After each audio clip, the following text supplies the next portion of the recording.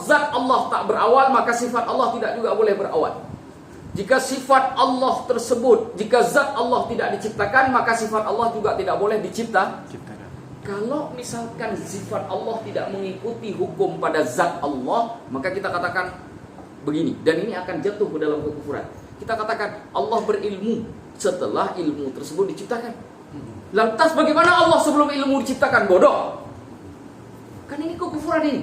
Maka kita katakan, sebagaimana zat Allah tidak berawal, maka sifat Allah pun tak berawal.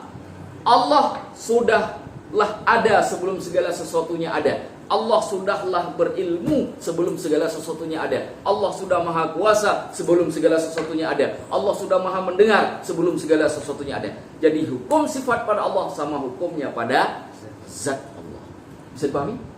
Apa azaliyah? Qadimatun qadimatun qudumullahi azza wa jalla. Dia qadimah. Qadimah artinya tidak berawal. Qadim, sifatnya qadim. Qadim itu kan tidak berawal. Qudumullah itu bersifat qidam atau qidamullah. Ya. Qidam.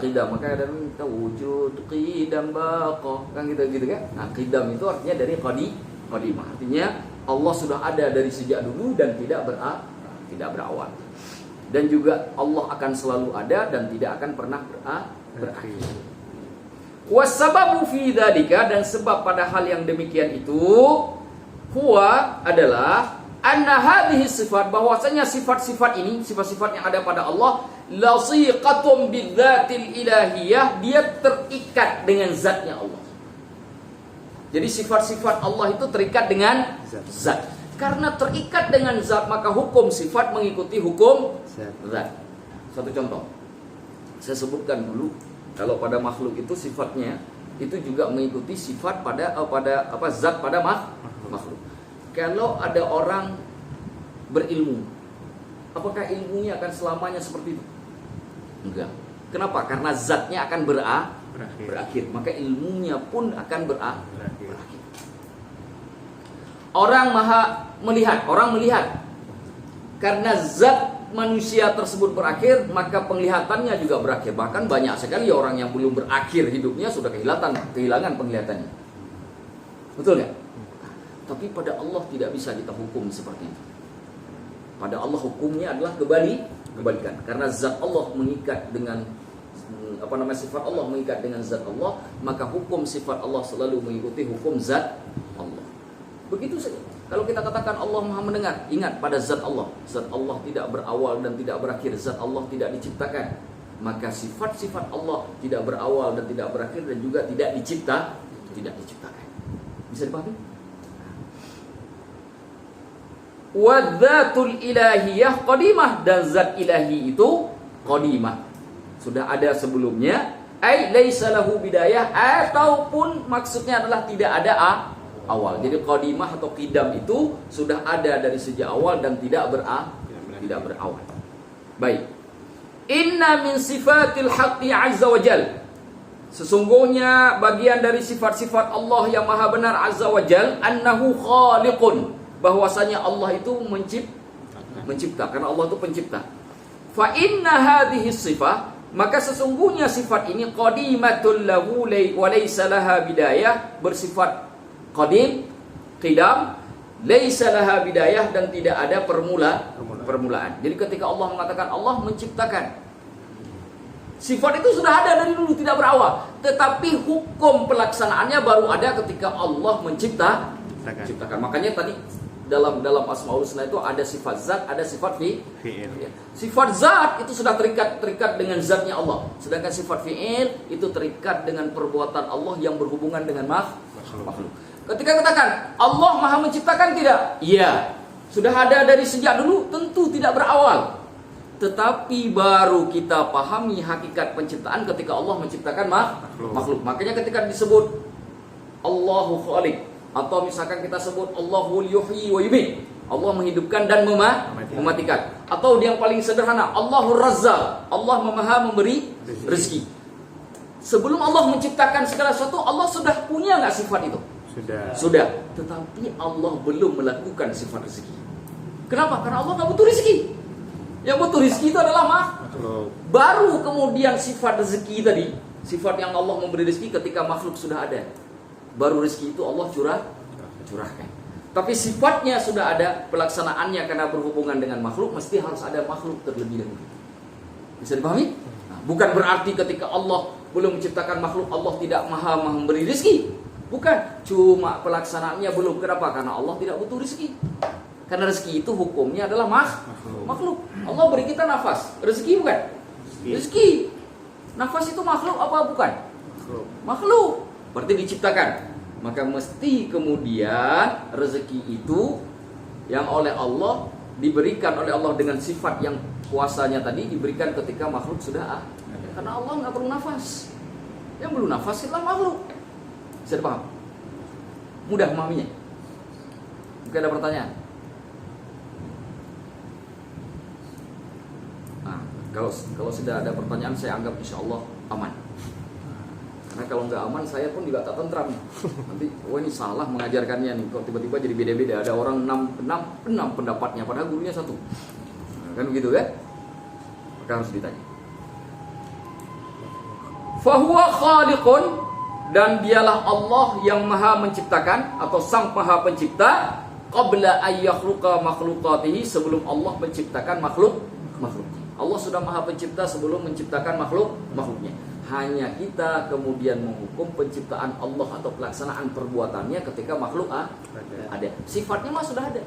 Perbuatannya baru wujud ketika Allah menciptakan makhluk.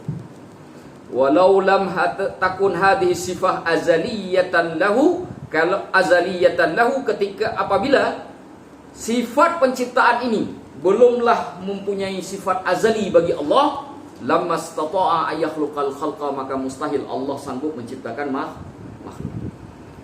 Paham maksud saya? Ya kalau Allah enggak maha pencipta, bagaimana Allah menciptakan makhluk?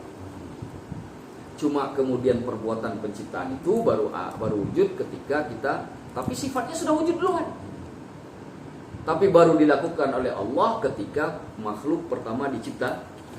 Mudah memahami ya? Mudah enggak memahami? Insyaallah. Baik. Wa sifatullahi azza wa jalla mutlaqah, dan sifat-sifat Allah azza wa jalla itu mutlak. Apa arti mutlak? Apa arti mutlak? Tidak boleh diberi batasan mutlak. Jadi kalau saya katakan Allah maha pencipta, sifat Allah kan, maka tidak boleh ada batasan pada hal itu, pada sifat Allah. Kalau saya katakan Allah itu sangat besar kasih sayangnya, besar dia kasih sayang Allah juga tidak boleh diberikan batasan. Allah sanggup menguji hambanya, maka pengujian Allah pun juga tidak boleh diberikan batasan. Allah sendiri yang sanggup mengukurnya, kita tidak sanggup. Maka karena tidak sanggup kita ukur, maka tidak boleh diberi batasan. Maka disebut mutlak. Paham? Semuanya mutlak.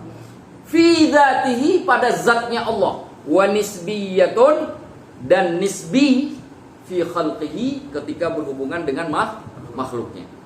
Jadi ada 2 sifat. Ada sifat mutlak, ada sifat nisbi. Sifat mutlak itu adanya pada Allah. Sifat nisbi adanya pada makhluk Allah. Sifat mutlak lawannya nisbi, sifat nisbi lawannya mutlak. Kalau sifat mutlak tidak boleh diberi batasan, maka sifat nisbi pasti ada batasan. Apa sifat nisbi itu? Amrun muqayyadun bi ghairihi murtabitun bihi ghairu mutlaqin. Suatu urusan yang terikat dengan sesuatu, murtabitun bihi, berhubungan dengan yang sesuatu tadi yang diikat, ghairu mutlaqin, tapi tidak mutlak. Itu nisbi. Ambil contoh biar mudah memahami. Allah mengetahui tidak? Iya. Orang alim mengetahui tidak? Iya. Sama kan? Tetapi ada perbedaan enggak? Ada. Pengetahuan pada Allah mutlak, pengetahuan pada orang alim nisbi. Begini, kalau ada orang alim kita tanya, dalam bidang apa alimnya? Kita sebut, oh dalam bidang fikih. Kita sebut lagi, dalam fikih mazhab mana? Sebut lagi, fikih mazhab Syafi'i misalnya. Maka dari sini kita paham bahwa orang alim, walaupun alim dalam bidang fikih, dimungkinkan dia alim dalam mazhab Syafi'i tapi tidak mengerti mazhab 3 mazhab lainnya. Ada keterbatasan tidak? Yes. Ada. Ambil lagi contoh. Ustaz, ada orang alim mengerti 4 mazhab, tapi ada hukum yang belum muncul. Hukum yang belum muncul. Kenapa? Contoh, pada zaman Syafi'i, Imam Syafi'i itu nggak ada bayi tabung.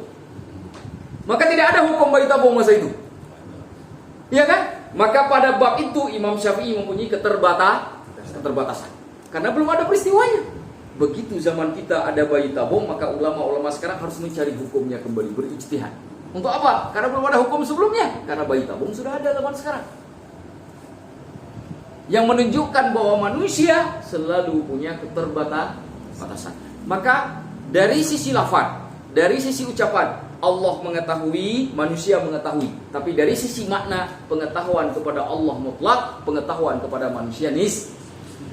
Jadi kalau kita katakan orang ini mengetahui banyak sekali pengetahuannya, ingat tetap dalam batasan makna nisbi. Tidak boleh diyakini dalam makna sifat mutlak. Bisa dipahami? Seperti kalau Allah ditanya, apakah Allah tahu 1000 tahun lagi misalkan, kalau umur ini panjang sampai 1000 tahun. Umur dunia ini ada daun jatuh di Depok ini sebanyak 3000 daun. Tahu nggak Allah? Tahu. Kita tahu nggak? Enggak. Jangankan kita, ulamanya nggak tahu. Yang menunjukkan keterbatasan nisbi. Tapi Allah tidak punya sifat nisbi. Makanya dikatakan sifat Allah mutlak. Mudah memahaminya?